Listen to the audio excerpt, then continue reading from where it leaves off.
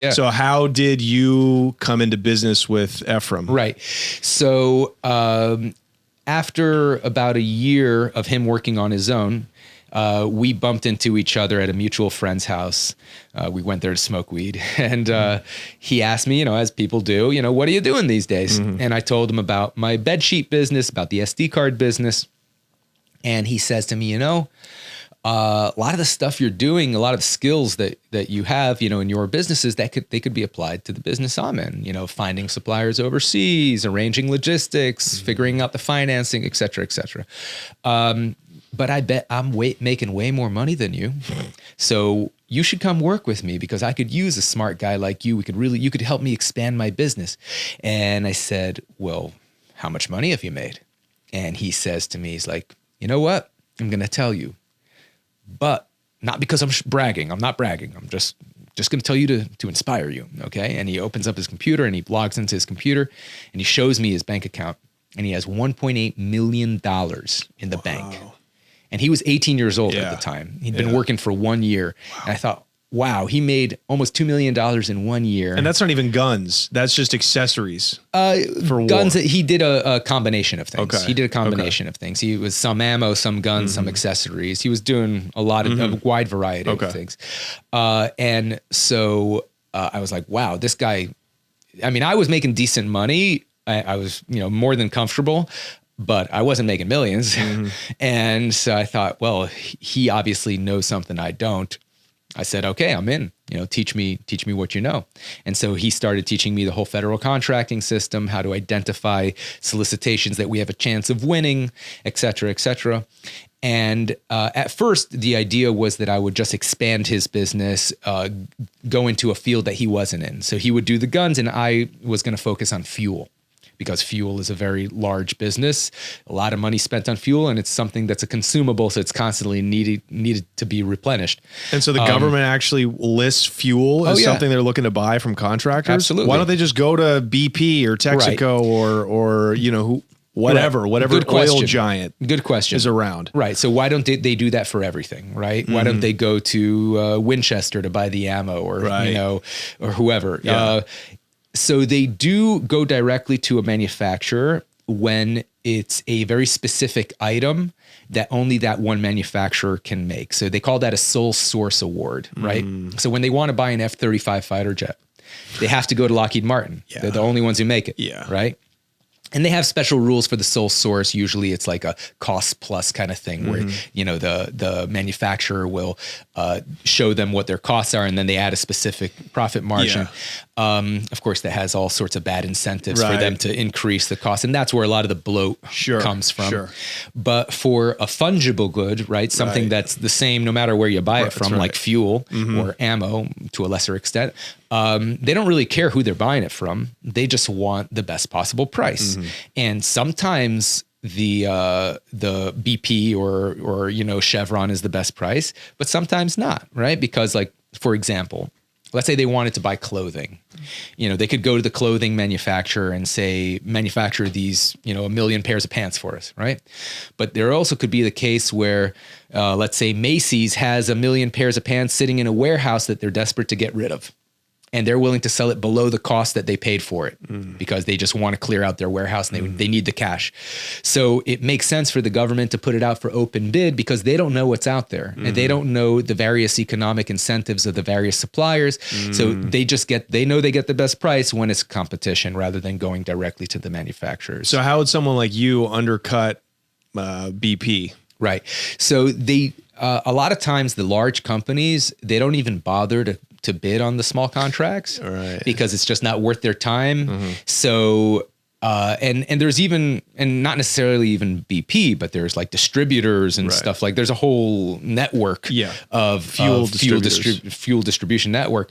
And sometimes they just don't bid on things and sometimes you can get those contracts and just be very competitive. Sometimes they'll be using a transportation company that is not giving them a great deal. And so you can get a better price than them because you have a more competitive transportation company. So there's various ways of how are you doing it? So pretty much the way the process is you just go on the internet, on Google, and you search for sources of suppliers. You go as far deep in the Google searches as you can, build a whole spreadsheet with all the suppliers there, and go not just the Google, but also like trade directories have a large amount of suppliers listed, and you ask people for references. You can go to trade shows to build connections. There's various ways of building sources for suppliers, and then you ask them all for the best possible price. You negotiate as hard as you can with them, and Ephraim was really good at that. He was a very good negotiator, and you knock them down in price as much as possible to be competitive as possible, and then you put the maximum profit you think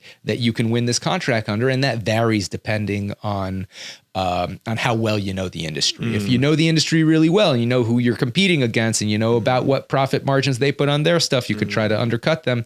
If you don't know the industry well, you're pretty much just shooting in the dark. So that's why, with War Dogs Academy, where I'm teaching people how to do this, I always recommend that people focus on a niche, right? Because the more you know a particular niche, the more competitive you can be. Yeah. And also, the less work it is to bid on new contracts within that niche, because you already found most of the suppliers. And there may be other suppliers out there, but you already did all that research in the previous contract. Right. So once you know your niche, you can kind of guesstimate where you need to be on price. So then how long did you stick with selling fuel before you just went strictly to weapons? Right. So the first contract I won was for 40,000 gallons of propane. It was delivered to an Air Force base in Wyoming. We were splitting the profits 50-50, Ephraim and I, at the time. And so my end of the deal, I made like $8,000, which wasn't bad for like 2.5 weeks worth of work or so. Yeah. Then I started working on some other things, and he came to me and he said, look, I have this contract that I won. It's for rare gun parts, obsolete, historical rare gun parts. It was going to the Air Force, the Special Forces. Because Special Forces, they need to train on pretty much all the weapons out there because they don't know what they're going to encounter in the field. Right. And so, but it was like 130 different rare gun parts. And he knew that no one really wanted to bid on this contract because it was going to be a massive pain in the ass to fulfill, because you'd have to scour like every gun dealer in America to find all these things. And so he knew he could bid it at a high price, because no one else was going to bid on this thing. And he ended up winning the contract, but he didn't want to put in all the work to find all these things. And so he told me, look, work on sourcing the contract, because he already won the contract. Work on sourcing this and we'll split the money with that. And so that's how that was my first like weapons related contract that I worked on. And I worked on it. It took me like a good 2.5 months to complete that contract. Made a decent amount of money on it. And how'd you find those rare weapons parts? Pretty much just calling every gun shop in America. Wow. It was a lot of work. It was a lot of work. A lot of emails. So you could Google, but also the ATF has a federal firearms list that you can get that pretty much lists every licensed firearms dealer in America. And it's a lot. It's like 30,000 people. But it's just, all of this is basically public information. Yeah, this is all public information. This is not secret. Right. No, we did get some sources from references, like you'd know somebody and be like, oh, I want to introduce you to that person or whatever. We'd meet someone at a trade show. So those like connections like that wouldn't necessarily be on the internet, but we always started with the internet. Whatever was public information, we'd start with that. Okay. So how did it go? How did it evolve from there? Right. So then I worked on a whole bunch of random contracts that I lost, because that's very common in the government contracting sphere, because it's a competition. So you usually lose more than you win, and you just have to be okay with that. And I worked on a vehicle contract, on food, on some clothing contracts, and I lost like a few of them in a row. But it kept on working. And then about like 9 months in, after I started working with him, we saw this solicitation. A solicitation is a request for a quote, right, by the government for this massive contract. And it was all for munitions. It wasn't for the weapons, just the munitions. And it was going to be paid for by the U.S. Army and going to be given to the Afghan National Army and the National Police, because they were arming Afghanistan. And the idea back then, this was in like mid 2006, they put out the solicitation. George Bush was president and he was super unpopular. And they figured that next president is probably going to be a Democrat, which they were right about, Obama. And they thought that next president, Democrats are definitely going to pull out of Afghanistan immediately, which they were wrong about. It took until Biden to pull out. So they figured, well, if the next president is going to leave the Afghans high and dry, they didn't want the Afghan government that they built there to collapse and the Taliban to take over. So they decided, which ended up happening, We got to get them a lot of weapons. right, we got to arm them to the teeth so that they could fight off the Taliban. Turned out that it didn't really help. And now the Taliban has all our weapons and ammo, and they're, but they didn't know that at the time. So they put out this contract, and it was like 30 different types of munitions. It ranged from like pistol ammo all the way up to tank rounds and anti-aircraft rockets. It was like the whole range. Wow. How much was the contract worth? So by the time we bid it, and we were by far the most competitive, it was worth just under $300 million. Holy. Yeah. And what's your profit off that? What did you build in? So we built in a 9% profit margin, but after we won the contract, Ephraim renegotiated with all the suppliers and got like an extra 10% on top of that. So we were going to make about 20% on that contract. Okay, so two times 300. Yeah, it was $60 million. Yeah, $60 million in profit. Wow. Yeah, that's what we were set to make. Wow. Yeah. And how did you source all these munitions? Where do you find a tank round? Right. So this was all Warsaw Pact stuff. So it was all mostly from Eastern Europe and Central Asia.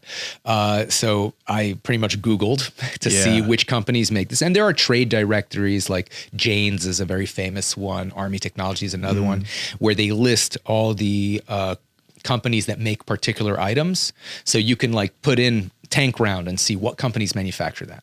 Right. And you can contact them because they have contact. Yeah. Now, back then, they didn't even like use email because it's like former Soviet countries. Yeah. So they only had like fax machines, and you'd have to like call them up. And sometimes the fax machine the number listed on their site was wrong, and you'd have to call them up and get the number, and have like their phone lines were bad. So you'd have to like confirm they got the fax, because it would often fail halfway through, and they often didn't speak English. So you'd have to wait for the one guy who spoke like a few words of English to come. And so it was a massive pain in the butt. Right. It took like about 2 months or so to source the entire thing. And I think in the movie, don't you guys end up going over there to meet the suppliers? Yes. Did you actually do that in real life? So yes, but like you went to the factories. Yes, but I personally didn't go to Albania. That was they combined our characters with me and one of my best friends, Alex. He was the guy who was doing the packaging in Albania. They didn't want to introduce a new character in the movie, and so they had me go over there. Okay, but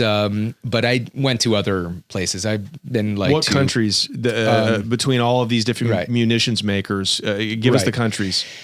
So I met a lot of them in Paris, actually, because there was a big trade exhibition there. And every year or two, there's a trade exhibition called Eurosatori in Paris, where it's a trade show, and all the defense companies set up a little booth, and they have a lot of them have like the products on the show floor. So you'll see tanks on the show floor, and like drones and weapons and everything.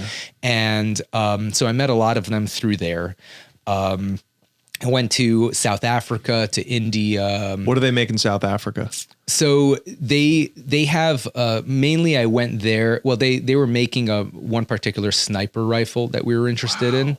It was a really good sniper rifle, and one particular South African company. But we were also mostly interested there in seeing like if they had like old military stockpiles, and that was like where you get like the best prices is through like because the militaries around the world they always have stockpiles of munitions and weapons just in case a war breaks out or whatever.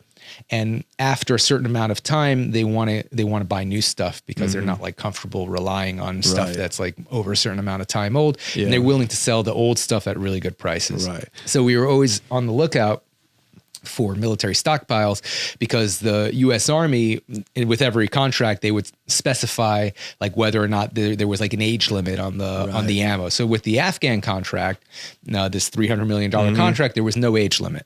Right. All they cared about was that it was functional. They said it has to be serviceable without qualification was the terms they used. So it just had to go banging out the barrel, so to speak. Right. And so we were looking for least expensive possible stuff that met those qualifications. And what about Albania? You know, those are notorious gangsters, right? Those eastern states. And we know a lot of their weapons production ends up in the hands of criminals. What were they making? Well, so they didn't they had some manufacturing capability, but not much. So they actually got armed by the Chinese. We didn't know this at the time, but that's what ended up getting us in trouble. So Albania has an interesting history. It was run by this dictator during the Cold War that he felt like he was a true communist and that the people running the Soviet Union were not, and that they were a bunch of corrupt people who were not true communists and didn't have the best interests of the people at heart. And so he took himself out of alignment with the Soviet Union and made an alliance with the Chinese, who he felt were true communists. Now, he knew that the Soviets didn't take too kindly people pulling out of their, their alignment. So Czechoslovakia is a great example. Right. So he thought that the Soviets were going to invade him. And he also, because he's a communist, thought that NATO was going to invade him too. So he thought the world's two superpowers were going to invade a tiny little country. And so he got his new best friends, the Chinese, to arm him to the teeth. And he built this vast network of bunkers all over the country and filled it with the Chinese weapons. Wow. And his Which plan, are AKs? They use Warsaw Pact weapons. Okay, but they manufacture their own. So they make AK-47s. It's all like Warsaw Pact calibers, but they do manufacture their own stuff. And so I think under license from the Soviet Union, that's how they got started. But he filled up the bunkers with all the Chinese weapons, and his plan was what he called total war, where everyone, man, woman, and child, becomes a soldier, and everyone fights to the death. That was his plan. Of course, the war never happened. He never got invaded. So when the Cold War ended, Albania was one of the most armed places on earth, like per capita. And there was a point where their economy collapsed and their paper became their money became worthless. Exactly. Money became paper. And so they were using ammunition as currency. That's how armed they were. Wow. Yeah. So you'd buy like some bread with like a carton of ammo. Wow. Yeah. So there's a total glut. Yeah. There's tons of ammo. Tons of ammo. So you were getting it cheap there. Right. And so at this time, Albania was trying to join NATO. And NATO, because they use different caliber weapons, one of their requirements to join NATO is that you have to use their weapon system so that all the members are interoperable, so they could all share weapons and munitions as an alliance. And so they said to Albania, one of the requirements for you to join NATO is that you get rid of all your old Soviet stuff. And so they were having to pay to get it dismantled. And they were willing to sell it for anything. They're giving it away for pennies. Exactly. Yeah. Literally pennies. Wow. And we ended up paying like 4 cents a round for the AK-47 ammo.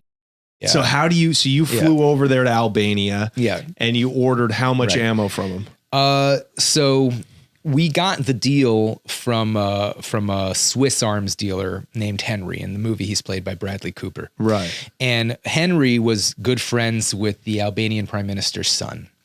So he hooked up this deal when we were asking for where we were sourcing the contract. He gave us by far the best possible price on the AK-47 ammo. And of course, we didn't know at the time that it was Chinese. And this is a problem because our contract specifically said no Chinese munitions can be delivered either directly or indirectly under this contract. Wow. And the reason it said that was because in 1989, there was an arms embargo placed against China by the United States because there was the Tiananmen Square massacre where a lot of Chinese college students were protesting for democracy. And the Chinese government rolled in tanks into the square and gunned them down. There's a very famous picture, Tank Man, I think they call it, where a man's standing in front of a line of tanks. That's right. And so that was on international TV and it became a massive scandal. And because of that, the United States placed China on an arms embargo. Wow. How wild is that? So you can import everything in the world from China except their munitions. Right. Okay. Or anything military related. Okay. There's a list. It's called ITAR. Okay. And that's in place to this day? Yeah. All right. Fascinating. So it's illegal for U.S. companies or citizens to buy or sell the items on this ITAR list. I see. With the Chinese. Let me ask you something. What is the difference between what you guys did, arms contractors and arms traffickers? Bradley Cooper's character, Henry, was an arms dealer. Right. But you didn't consider yourself arms dealers. So can you explain the difference and what arms dealers do? I'm fascinated by this. Right. So there's the legal arms trade and there's the illegal arms trade. The legal arms trade is between countries and various companies, and so there's the internationally recognized political system, right? The UN, etc. And the way it works is if you want to sell any weapons or anyone to any particular person or organization, you have to get what they call an end user certificate, right? From the end user, from the buyer. And that end user certificate is a document saying who this is going to be going to. And it's a guarantee, it's a promise that this is not going to be transferred to anyone else without the original person's, without the seller's permission. And all legitimate suppliers require an end user certificate, EUC, right? That you're not going to get an export license from a country unless there's a valid EUC from a buyer that is approved by that country. So, and different countries have different, like for example, the United States has an arms embargo against China, but other countries don't. So it's illegal for a United States seller wouldn't accept an EUC from a Chinese company, but the Russians would, the Indians might. So, but what about an arms dealer? Like how do arms dealers operate? Right. So you're referencing like someone like Victor Bout, who's a famous Russian arms dealer. Exactly. They gave him, he was in prison in the US and was sent back to Russia in exchange for Brittany Griner, who was there for weed. That's right. That's right. In a fair trade. Yeah. So Victor Bout, he's operating with the consent of the Russian government. Right. So I'm sure he's given kickbacks to Putin's people. I mean, you don't operate in Russia otherwise. However, what was he doing? He was selling to organizations that were widely considered, that were designated as terrorist groups. So the way they got him actually is they entrapped him into, they told him that they wanted to sell some weapons or ammo to the FARC in Colombia, which is designated internationally by the UN as a terrorist organization. And so they arranged a meeting with him who he thought was going to be people selling to the FARC, and it was undercover agents, and they arrested him. That's how they got him. Okay. So that's what he was selling. So like if the UN designates an organization as a terrorist group, nobody can sell weapons. Nobody can sell them openly, legally weapons. Now, how is he sourcing his weapons? How does an illegal arms dealer source their product? I mean, Russia is before the Ukraine war, was the second biggest arms dealer in the world after the United States. Right. So I'm sure he was getting it from Russia. And because he's operating with the Russian government's consent, so it's not a problem for him to source it. Now, it may be a problem for shipping companies, right? Because an international shipping company is going to want to transfer illegal goods, and you can't stop in any third country ports to refuel or anything like that, because they're not going to allow that kind of stuff. Right. So he would have to arrange his own logistics. And so he had and probably still does, operate like a fleet of aircraft that he would route within countries that would not give him problems. I see. Okay. So it's a mix of basically dealing with the right regimes that don't care that you're selling to terrorist or underground organizations. And one person's terrorist organization is another person's freedom fighter, as they say, right? Yeah. The FARC's a guerrilla group. The FARC's a guerrilla group. The great example is Iran, who supports Hezbollah and Hamas and various groups in Iraq and Syria. And as far as Iran is concerned, they're freedom fighters, but as far as the West is concerned, they're terrorist organizations, depending on who you're talking to. Now, legitimate arms dealers like Henry, Bradley Cooper's character, how do they operate? He was basically just middlemanning the deal between you and the Albanians. Yes. Explain your relationship. and how you guys met and what he did for you. So we met Henry through Ralph. So Ralph was our investor.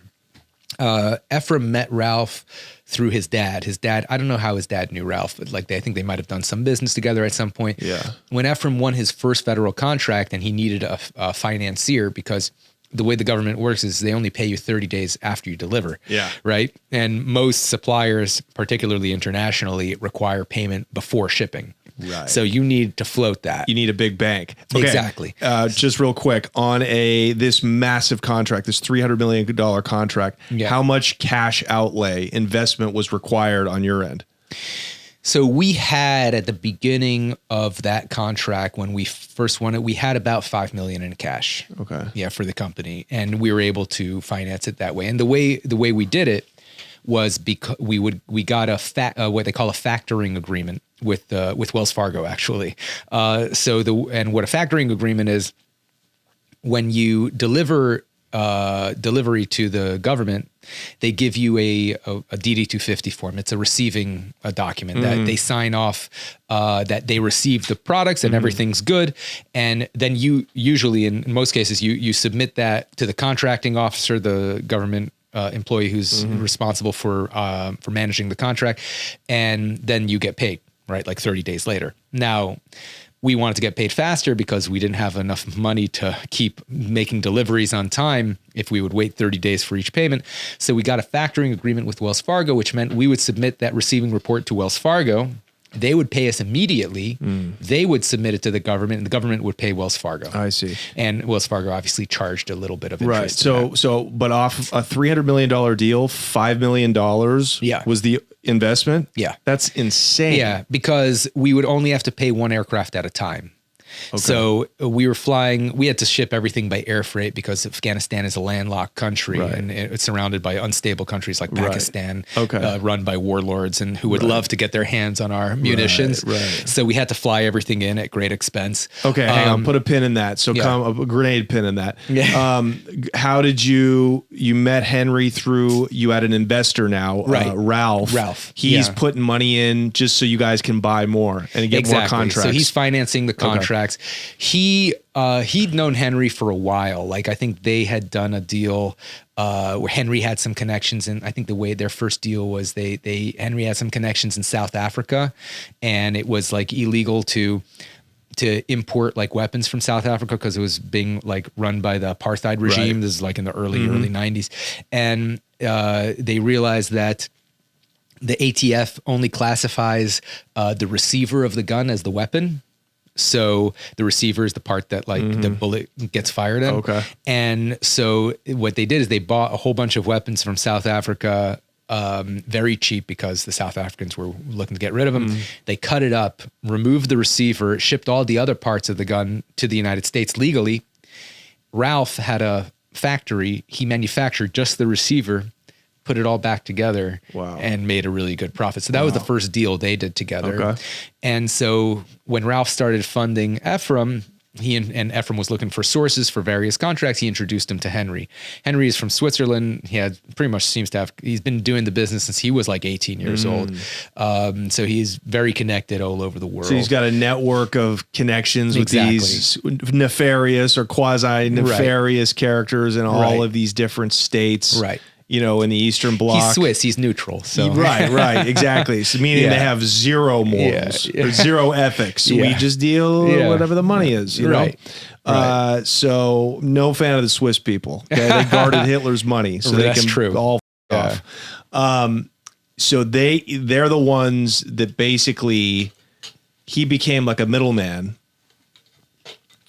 Yeah, Henry is a middleman. Okay. Yeah, he owned his own arms manufacturing company for a little bit called Bruger and Tomei. They're still around, but as according to the company, he's not involved anymore. Okay. Yeah. Okay. But he's mostly a middleman. Yeah. Okay. So how much did he make? So he just takes a percentage off of the bullets that you buy from Albania. Exactly. Okay. Yeah. Okay. So walk us through this deal. How long did it take to source all of the munitions for this big contract? To source it all, the initial sourcing to bid the contract took about 2 months. And But of course, once we won the contract, we kept on sourcing because always looking for new suppliers, always negotiating with current suppliers. So it was a constant thing. Okay. But how long did it take to fulfill it?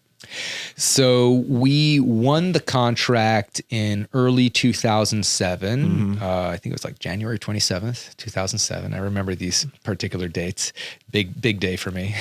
Sure. And we kept on, or I should say, I left about 6 months later when Ephraim informed me he didn't want to pay me anything. But the contract kept going. The company, AEY, kept on delivering until March 28th, 2008.